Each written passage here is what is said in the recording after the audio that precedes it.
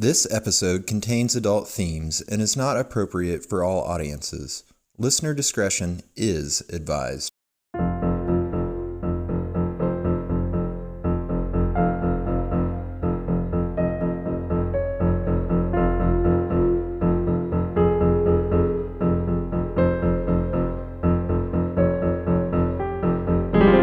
Hello, the world. This is They Will Kill, a true crime podcast. I am Courtney Eck. And I'm Sadie Eck. And we're sisters, and we're going to talk to you about murder. And I don't know anything about this murder. That's my story. I'm sticking to it. No, I don't know anything about this murder. So why don't you tell me about it? I will. I'd be happy to. Great. So today we'll talk about the murder of Tamika Huston. Tamika Annette Huston was born December 11th, 1979 in Spartanburg, South Carolina, to her parents Anthony and Gabriella. She had 2 brothers and a sister and a large extended family with many aunts and uncles. Tamika was known for her big smile and even bigger heart. She was incredibly outgoing and was the type to grab life by the horns. Mm-hmm. Her faith was important to her. She never missed church on Sundays. Ever since she was a young girl, Tamika loved to sing and wanted to perform for a living. She even went so far as to try out for the popular television show American Idol. This was like when American Idol was, I think it's still very popular, but this was in 2004, so it was like the peak of American Idol. We watched it back then. We watched Kelly and Justin. Yeah. I think we were into it for a couple of the seasons, pretty hardcore. Yep, I remember Jennifer Hudson. Fantasia. You're right. Yep. Mm-hmm. Well, I guess Jennifer was the first season too. Anyway. Oh, was she? We don't. Really? Yeah, I think she came in 3rd. Holy cow. Well, that worked out for her. We could just start another separate podcast called The History of American Idol. We could, and here's a little fun fact. Justin Barino, or whatever his last name was, is the Dr. Pepper guy. The sweet one. That guy is Justin. Well, there you know. I had no idea. I can't believe I pulled off that. Yeah, that's amazing. Note. Well, guys, if you need a backup option, I'm for hire.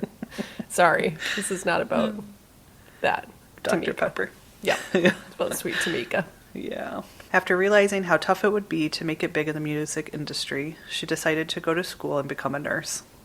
Tamika was a spontaneous person, known to get in her car on a whim to visit friends and family that lived hours away. In June 2004, after not hearing from Tamika for a few weeks, her family began to worry. She was known to be very independent and she lived alone, so it was not unusual to go days without hearing from her. It had been too long now, and to make matters worse, she wasn't returning anyone's phone calls. Oh, no. Her family called the police and they agreed to go to her apartment to do a well check. So when police arrived, they noticed her car was gone and her doors were locked. When they got inside, they found an uncashed paycheck and her cell phone. As they moved through the back of the house, they found her beloved pit bull named Macy in one of the back rooms. Macy had recently given birth to a litter of puppies. It had been so long since Tamika had been home to feed the dogs, they were on the verge of starvation. Oh, no. Knowing Tamika and how much she loved animals, her family knew right away that something was seriously wrong. Police put out an all-points bulletin for Tamika's car, which was a 1991 black Honda CRX, and a search for the woman began. Her cell phone and credit cards hadn't been used since she was last seen in early May. Her family posted missing persons flyers all over Spartanburg and did everything they could to get her story in the media, locally and nationally. Mm-hmm. They eventually raised a $50,000 reward for any information that would lead to Tamika. Police quickly honed in on Tamika's ex-boyfriend, Terrence Moss. The couple had been living together, but Moss moved out 3 months before Tamika went missing. She had filed an assault charge against him after he punched her. Mm-mm. She was due in court to testify against him and had disappeared just 2 weeks before the trial date. That's never good. No. They brought him in for an interview, and after intense questioning, he became agitated and refused to answer any more questions. They had no evidence to hold him and had to let him go. A month after her disappearance, police got a break in the case when a woman who noticed the missing persons flyers around town saw Tamika's car parked in the parking lot of her apartment complex.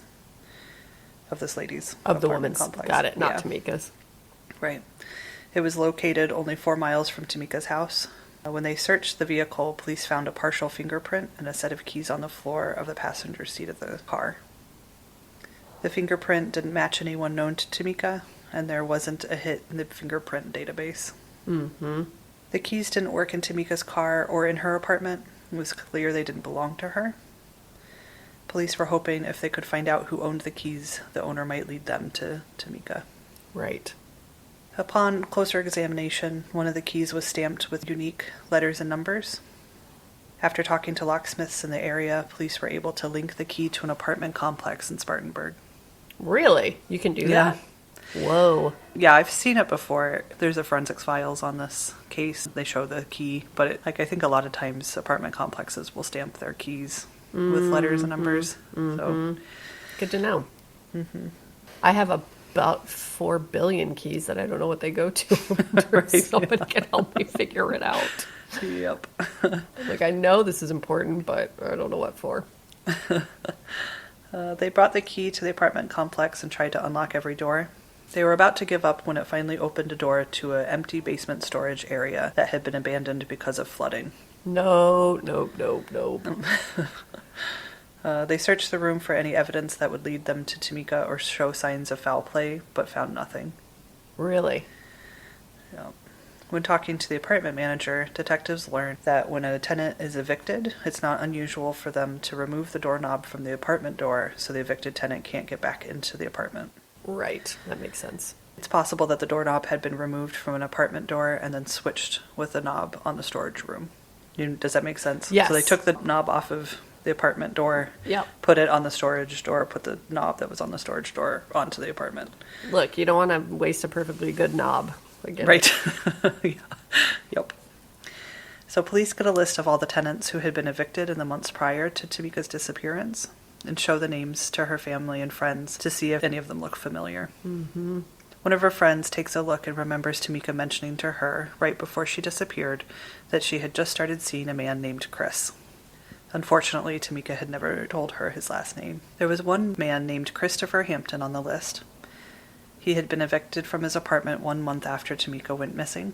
Mm-hmm. He also had a lengthy criminal record, including a 4-year prison sentence for bank robbery. Yay. Wow. I know. He was currently in jail on probation violation, but had been out at the time of Tamika's disappearance. When they questioned Hampton, he admitted to knowing Tamika and said that she had told him she was going to, quote, bike week. I assume it's like a motorcycle. Yeah. Yeah, like a rally. Right before she disappeared. They compared his prints to the one found in Tamika's car, but it didn't match. Oh, no. As police were looking into their new suspect, Hampton's ex-girlfriend and mother of his 2 children called them with a tip. She had been following Tamika's story in the news and knew Hampton was dating Tamika at the time she went missing. Hampton mailed his wallet to his ex for safekeeping while he was in jail. When the wallet arrived, she couldn't help but notice a spot of blood on it. Whoa. When authorities compared the blood on the wallet to Tamika's DNA, it was a match. Wow. I mean, how do you not notice that before you send it? Yeah. Yeah, and the picture, so, a lot of times you watch a forensic files and they show you images. You can't take that as, fact, right? Right. So the forensic files showed, the scientists opening the wallet and removing a photo and taking the blood off. There was, a little spot of blood on the photo in the wallet. But everything I read just said wallet, so it could have been a little hidden. He just didn't open his wallet and notice the blood. I don't know. Yeah. I don't think it was a tremendous amount. I think it really was just a drop. Yeah, it's still just if you just killed somebody and you were sending your belongings to somebody else, so just take it out, give it a swab. Yeah, but it's... Yeah, well here, this is going to make you even happier then. Great. To add to the mounting evidence against Hampton, another badass young woman called police to tell them that she had been in Hampton's apartment around the time of Tamika's disappearance. She noticed a large red-brown stain on the carpet in his bedroom, and his dresser had been pulled in front of his closet door. Oh, no, Chris. Dude. Investigators quickly obtained a search warrant for Hampton's old apartment. Right away, they find a large spot of carpet in the bedroom that had been bleached. So they pulled it back, and they found a large spot of blood on the carpet pad. They continued to search and found another large spot of blood in the bedroom closet. When they sprayed luminol in their room, they found evidence of blood spatter. Dude, I'm shaking my head at you, Chris. Rookie cover-up. Yep. After a few weeks, DNA testing confirmed it was Tamika's blood. Of course. When Tamika's family learned of the evidence found in the apartment, they were obviously devastated. Quote, "Just riding through the areas where police have searched and thinking that Tamika is somewhere out there, it's been emotionally draining," Tamika's aunt, Rebecca Howard, said. "It's been extremely difficult. I think Tamika's mother at this point just wants to be able to lay her daughter to rest respectfully, if she can. Yep. You still have hope that one day Tamika will turn up alive, but we really don't see that at this point." Authorities brought Hampton back in for questioning. When asked about the large stain on his carpet, Hampton first told investigators that it was Tabasco sauce and ketchup. It's a lot of Tabasco, bro. Yeah, a lot. As detectives continued questioning him, turning up the pressure, he finally confessed to killing Tamika and agreed to take the detectives to the location where he dumped her body. On August 12th, 2005, Hampton led authorities to a wooded area and showed them where he buried her. He knew right where it was because he had laid sticks in a cross pattern above the spot where she was buried. What? Like a actual cross, like to honor her? Yeah. Yeah, or just, I don't know, to mark the spot, I'm not sure, but yeah. God, this guy is not bright. Police carefully dug in the area and quickly found the remains of Tamika Huston. Oh, baby. I know. More than a year had passed since she had first been reported missing. Wow. Hampton later tells reporters in a jailhouse confession that on the night of Tamika's murder, she stopped by his apartment as he was ironing his clothes. He was getting ready to go out. They got into an argument when she asked him for money. He told her he was saving his money for a baby he had on the way with another woman. Oh, shit. Tamika got mad and started to yell. He says he lost his temper and threw the iron he was holding. It struck her on the head and killed her. What? He panicked, borrowed a friend's car, put her body inside, and then drove around all night trying to decide what to do. He thought about going to the police or taking Tamika to the hospital, but didn't want people to think he was a, quote, bad guy. So he decided to bury her in the woods instead. Oh, man. According to Hampton, he was riddled with guilt, and that was intensified by the appeals from Huston's family to know her whereabouts, so he returned to the grave months later and dug up her corpse. He planned to put her remains in his car and take them to the authorities and turn himself in. Instead, he got scared and reburied Tamika's remains. Oh, no. So this is a story he told like a week after he was arrested. Right. I don't even think he had a lawyer yet. Right. And so that's what he said to reporters. The evidence tells us a different story. I had a feeling it might. So based on his interview with police, Hampton didn't just throw the iron, he hit her very hard with it. He even shows authorities just how he hit her. Rather than call for help, he left his apartment, and when he came back, she was dead. He dragged her body into the closet and covered the door with his dresser. He let her bleed to death and never called for help. Oh, no. That's the worst one, too, where there's an opportunity for the person to live and they don't get that opportunity. Right. Right. And I wonder if, so he says he left and came back hoping that she would just leave, that she would get up and go. And Right. when he returned, she was dead. But I wonder if he put her in that closet, covered the door with a dresser so she couldn't get out. Absolutely. Yeah, Right. absolutely. Because, he doesn't want to get caught. Right. So after hiding Tamika's body, he went out with friends and ended up bringing a 15-year-old girl home with him that night. What? He had sex with her. Some reports said he raped her Oh, no. while Tamika's body was in the closet. Oh, God. Oh, dude. That is the perfect storm of awful. Yep, and it was the 15-year-old girl that called police to tell them about the stain on the carpet. No way. Good girl. Holy Yeah. shit. Yep. The next day, he borrowed a friend's car and drove her body into the woods where he buried her. He then dumped Tamika's car, but not before accidentally leaving his keys behind. I'm so glad this guy's such a doofus. When reporters asked Tamika's aunt about Hampton's story, she said that Hampton left out critical details about what happened inside his apartment the day Tamika died.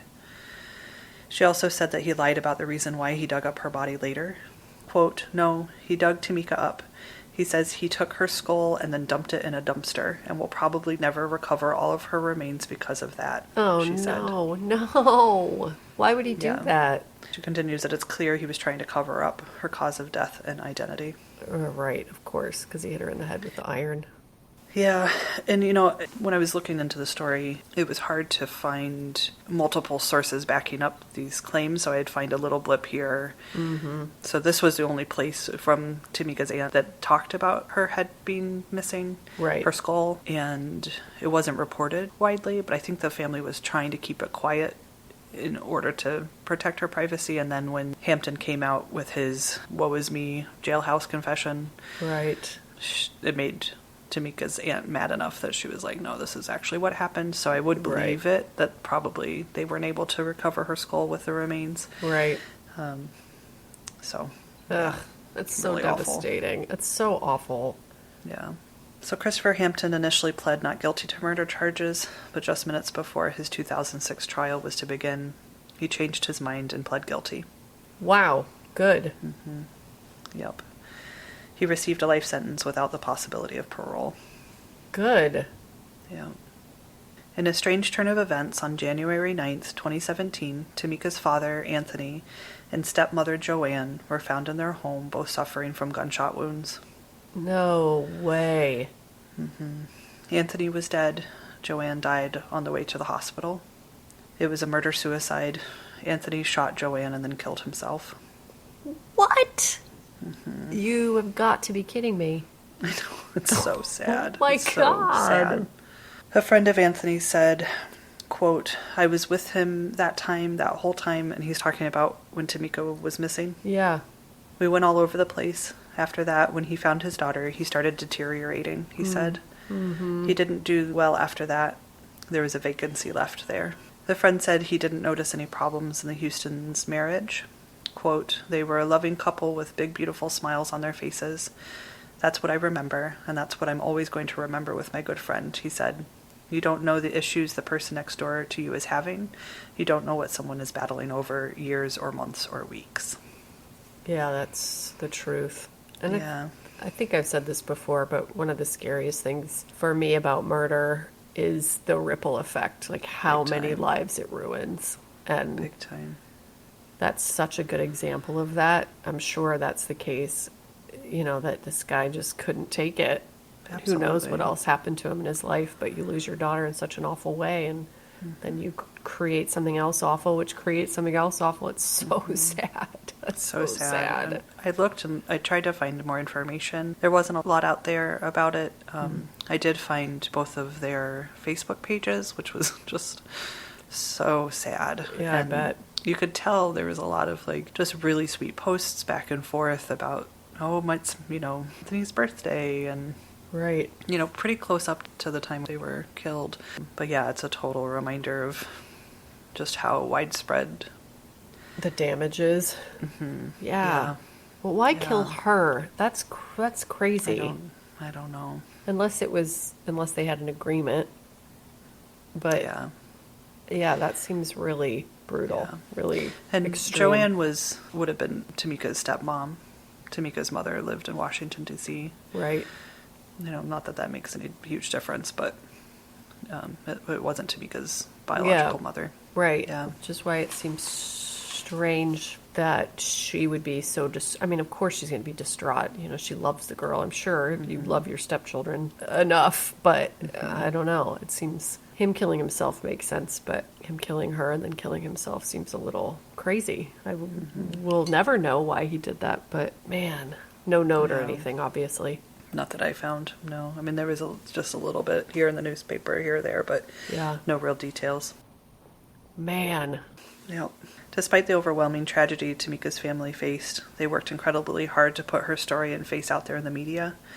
If they hadn't done this, the three women, the one that found her car, the one that noticed the blood on the wallet, and the one that noticed the blood on the floor, they were the ones that helped crack the case wide open. Yep. They wouldn't have known the things that they saw were suspicious or possibly linked to Tamika. Yep. Had it not been for her family's efforts. Tamika's case captivated sisters Derica and Natalie Wilson. They noticed how fiercely Tamika's aunt, Rebecca Howard, fought to find her. At the time, media focused its attention on two cases, the so-called runaway bride, Jennifer Wilbanks, and Lacey Peterson. Mm-hmm. And I don't remember Jennifer Wilbanks. I don't either. It sounds a little familiar. The runaway bride sounds familiar, but I don't remember the details of that case. But yeah, Lacey Peterson, obviously. The Wilson sisters noticed what had become the norm for mainstream media when it comes to missing women and girls of color. There's little to no media coverage. Mm-hmm.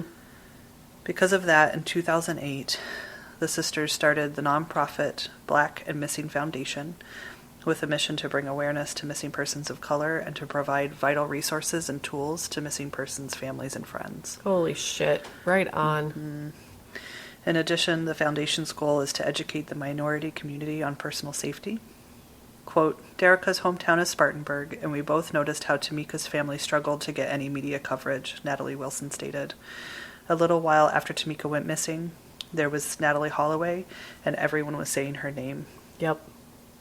Quote, Derica was a law enforcement veteran, and I am in the media and public relations, so we decided to join forces to try and make a difference.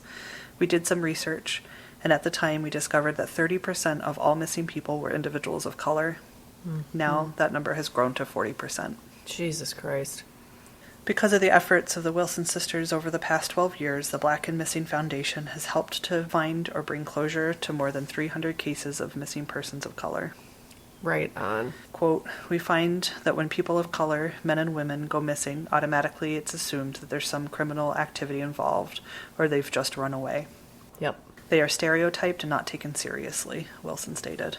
Yep. Quote, we tell the families that they know their loved ones and they know what's not their behavior, so we are there for the families to hold their hands or to listen. Wilson said the foundation is a voice for the families and everyone should have a role in bringing awareness to the plight of missing persons of color. Quote, we have to help, she said. Yep.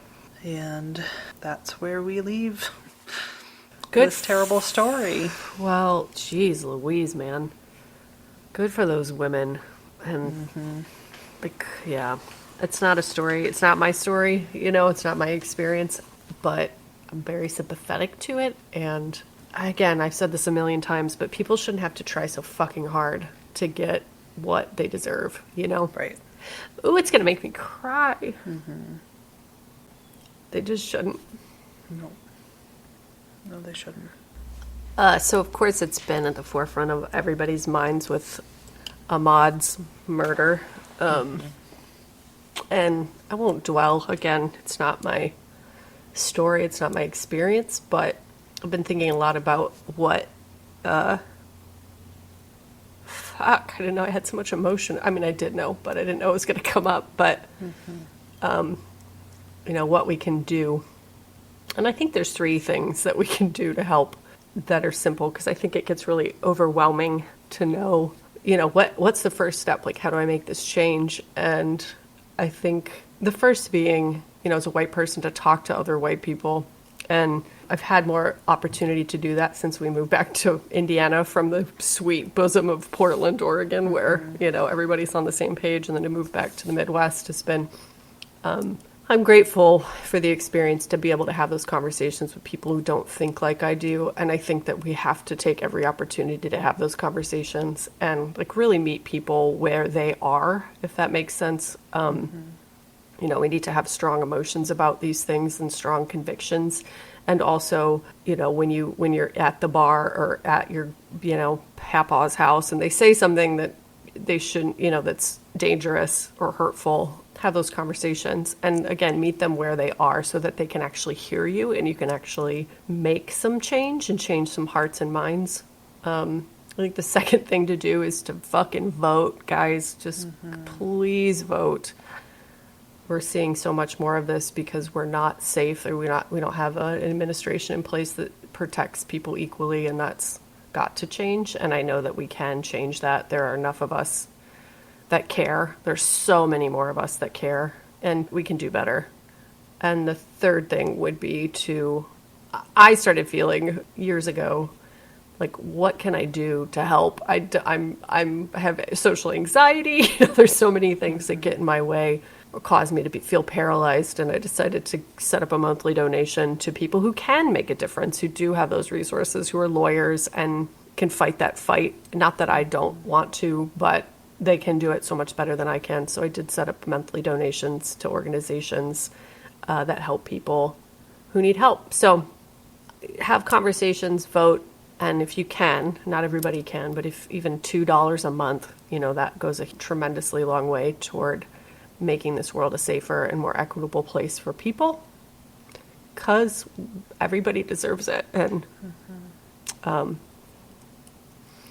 hate hearing shit like that, man. I hate hearing about families that are ruined and then other people have to fight so hard for them to get justice. It's absurd. It's disgusting. Yep. So, good job. Thank you for telling that story. I'm sorry it turned me into a big pile of mess. No, man. It's beautifully said. It's so important. And Yep. yeah, it's hard to, I don't know. I know. It is hard to, I don't know. It is. It's just, I think we're all learning so much so rapidly about what kind of world we live in. And, it's easy for me to feel optimistic because I am a privileged person, an incredibly privileged person.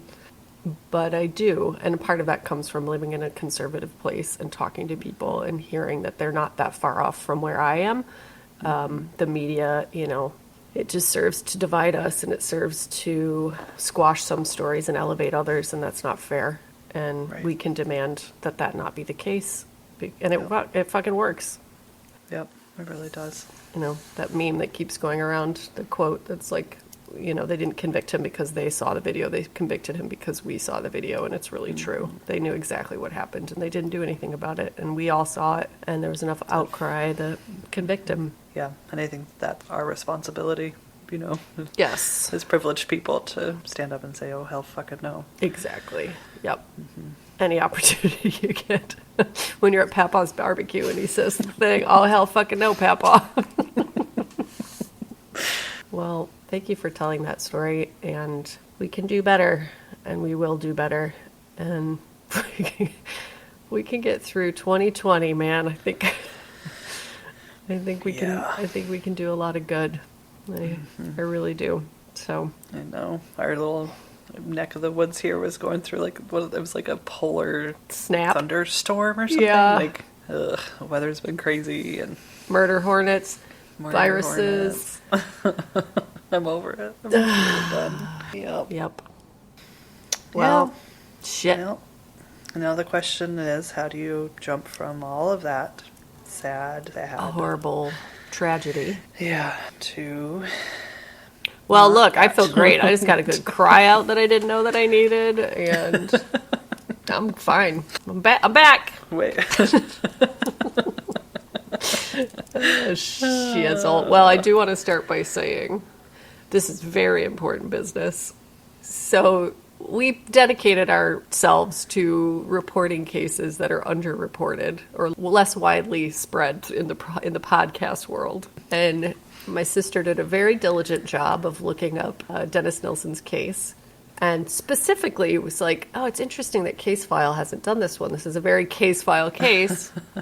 And then I get into the car yesterday to go to the grocery store, and I live about 15 minutes from the grocery store, which is the perfect amount of time to get a podcast started because I listen to half on the way there and half on the way back. And it starts up, and I'm like, this sounds real fucking familiar. Ta-da! Case filed, released on the same exact day.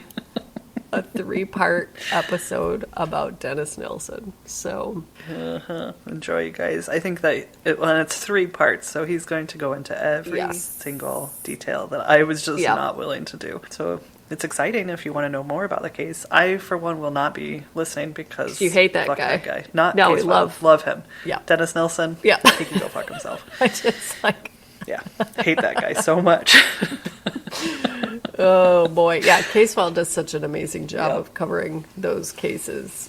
Yeah, I couldn't believe he hadn't. I even control effing trying to look through his episode list. I was like, there's no way he hasn't covered this case Great yet. minds, baby. Here we are. Here we are. So I know. sorry, guys. I was like, shit, man. What am I going to do for the next 3 weekends? Like the next 3 Saturdays. I already know the story. Ruined my own weekend. Yeah. Yeah. So we love you, Casefile. You remain our top 2. And Get off our coattails. Just kidding. God. Old anonymous over there is like, yeah, nice try, ladies. Hacking my computer to see which ones I'm researching next. It's like I have a full staff. I'm going 6 years strong, but like billions of downloads. I feel but these threatened girls, by us and our nearing 10,000 episode downloads. 22. Yeah. Oh boy. Oh Lord. So sorry guys, but what are you gonna do? Speaking of 10,000 downloads, we probably by the time this airs, because this is going to go up on Wednesday. Oh yeah, by Wednesday we'll definitely have 10,000 downloads, and I'm just going to go ahead and say that the giveaway is up on Instagram if you're interested, because it will be by then. So I promise to leave it up through Wednesday so that you have the opportunity, if you're not following us on Instagram, to go to our Instagram and participate in the giveaway. We're just going to ask that you tag 3 friends. That's it.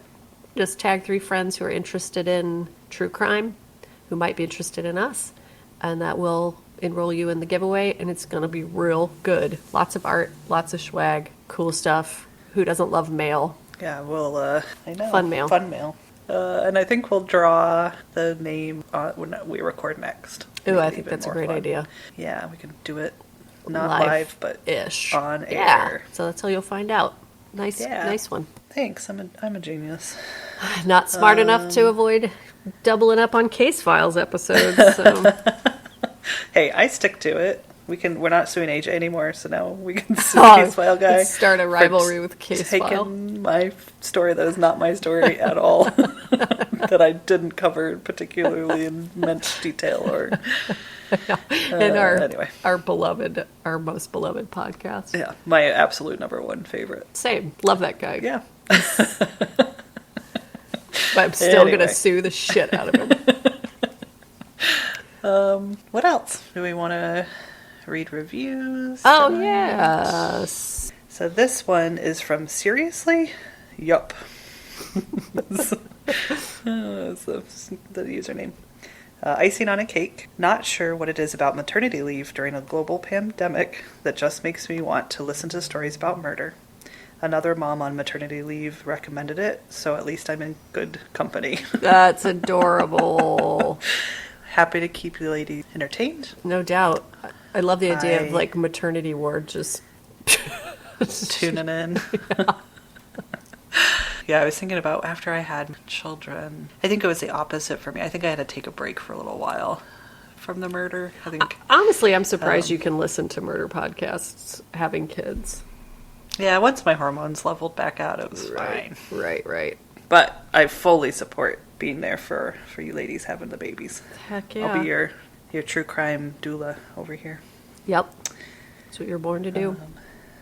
We have another one that's titled Love by AGSLL. I'm going to pronounce that Ergsel. Who knew I could love murder so much? These sisters do a wonderful job of storytelling and entertaining while still honoring the victims. I love it. Great. This one's from the original Just Jess. 10 out of 10. Love this podcast. Love the sister chemistry. Love the cases they pick. Okay, I've got one. Go for it. This one's from Waller Baby. Cute. It says, they're gonna be big. I like it. These ladies have their stuff totally figured out with this podcast. It is exactly what I want in a true crime podcast, and I'm so thrilled to have found them. They have cases I've never heard of before, really well researched and informative. Their banter is funny and mellow and never disparages the seriousness of these tragedies. The only drawback is that they keep me company while I paint my studio, so there are now certain pieces of mine that make me think of murders. LOL. Whoops-a-daisy. Yeah. I really look forward to new episodes, and I know that they are going to get very popular very fast. It's exciting to have discovered their awesomeness before the fan base explodes. Oh my Keep on God. keeping it real, ladies. That is so Smiley face. freaking nice. Jesus. Oh, I know. I know. I love that shit. Yep. One more. This Yep. is A+ by Kayo Smada. I love this podcast. It's serious in nature, but done in a humorous fashion in a masterful way. I just enjoy it so much. Well done, ladies. Thank you. Let's do one more, because I'm picking in the middle, and then we'll be evened out. Good. This one's from KYBG. It says, dulcet tones. Oh, yeah. I know. Love the voices, dry humor, and compassion. Okay, that's probably my favorite because I edit these podcasts. By the end of it, I'm like, I hate everything about my voice. I hate everything about my breathing. I hate everything about my mouth. I hate everything about my brain. I hate everything about your sister. I do have that thing. I can never remember what it's called. It's such a prominent part of my life. I should remember it. But the disorder where mouth sounds make you filled with murder rage. And Right. so it is an interesting thing to have that and edit out mouth sounds for hours. And as I'm over here, like, actively burping. I'm so sorry. It's some kind of karmic thing for me. Some sort of Yep. anyway. No, that's a good Yeah. one. Dulcet too. Well done. Dulcet. That's Thanks. not. I mean, I didn't do it. No. Thank you. Thanks to you guys. Thank you to you guys. Thank you for making it sound like my voice is in a stretched rubber band of nightmares. I appreciate it.